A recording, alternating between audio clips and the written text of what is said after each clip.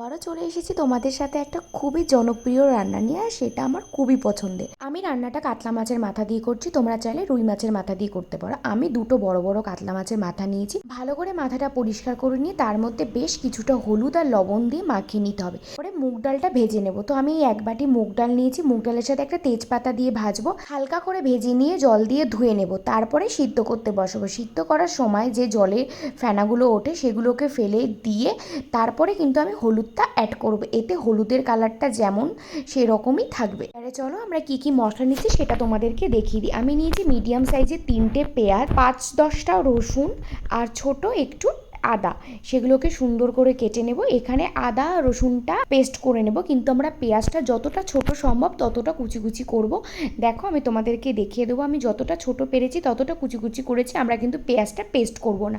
আর এর সাথে দেবো একটা গোটা টমেটো আর 5টা থেকে 6টা কাঁচা লঙ্কা, তোমরা চাইলে বেশি লঙ্কাও দিতে পারো। এবারে এটাকে মশলাটাকে সুন্দর করে পেস্ট করে নেব একসাথে। আর মশলাটা পেস্ট করে নেওয়া হয়ে গেছে। এবার কড়াইতে তেল গরম করে দিয়ে দিলাম বেশ খানিকটা সর্ষের তেল। মাছটাকে কিন্তু খুব ভালোভাবে ভাজতে হবে, তো আমি সর্ষের তেলেই মাছটাকে ভাজছি, এতে কিন্তু টেস্টটা খুব ভালো আসবে সর্ষের তেলে ভাজে। দেখো আমি মাছটাকে কিন্তু ভেজে সুন্দর করে তুলে নিচ্ছি। একে একে আমরা সব মাছগুলো এভাবে কিন্তু ভেজে নেব।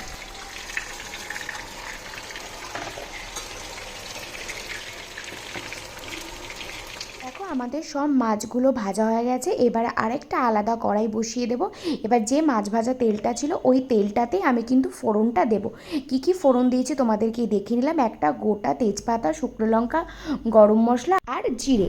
ফোড়নটা দিয়ে গন্ধ ছেড়ে আসলে দিয়ে দেবো কুচি করে রাখা পেঁয়াজ। পেঁয়াজটাকে দেখো একটু লাল লাল করে ভাজতে হবে, তোমাদেরকে দেখিয়ে দিচ্ছি। এরকম অবস্থায় ভেজে আমরা কিন্তু ওই আদা রসুনের পেস্টটা দিয়ে দেবো, আর তার সাথে দিয়ে দিলাম ওই বাটি দেওয়ার জলটা।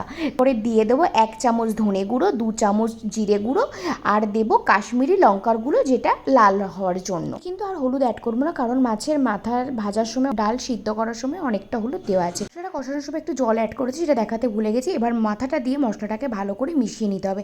দেখো মেশানো হয়ে গেলে আমরা কিন্তু ঢেলে দেবো আগে থেকে সিদ্ধ করে রাখা ডালটা। এবারে আমরা লবণটা অ্যাড করে ভালো করে মিশিয়ে নেব। লবণটা দিয়ে এবার ভালো করে ঢেকে দিলাম, আর একটুখানি স্বাদের জন্য দিয়ে দিলাম কিন্তু আখের গুড়। তোমরা তো জানো আমি কিন্তু রান্নায় চিনির জায়গায় আখের গুড় ইউজ করি। রান্নাটা হয়ে গেছে, আমি গরম মশলা দিয়ে দিয়েছি আর একটু দিয়ে দিলাম ঘি, দিয়ে ঢেকে রাখবো। পরিবেশন করে নিলেই হয়ে গেল। দেখো আমি আর তার সাথে বানিয়ে নিয়েছিলাম বেগুনি, সাদা ভাত, মাছের মাথা দিয়ে মুগ ডাল, বেগুনি আর গন্ধরাজ লেবু। আমার ভিডিও ভালো লাগলে অবশ্যই লাইক কমেন্ট শেয়ার করে, ইউটিউব থেকে দেখে একটা সাবস্ক্রাইব করে দিও। Tata, bye bye.